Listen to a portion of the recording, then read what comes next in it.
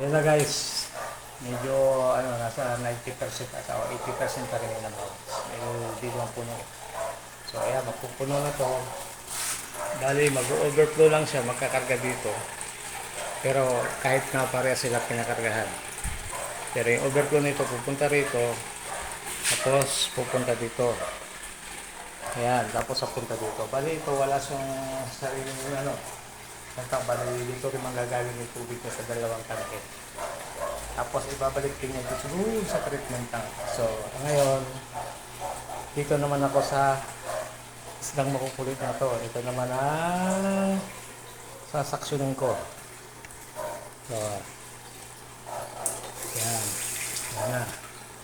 Hihigop na siya. Yan, babawas na. So, hindi doon na. Yun, umaagos na yung tubig-tubig doon. Yan.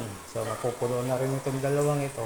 Ito naman napupuno sa overflow nila manggagaling. So, ito. Ayan, nagbabawas na. Okay.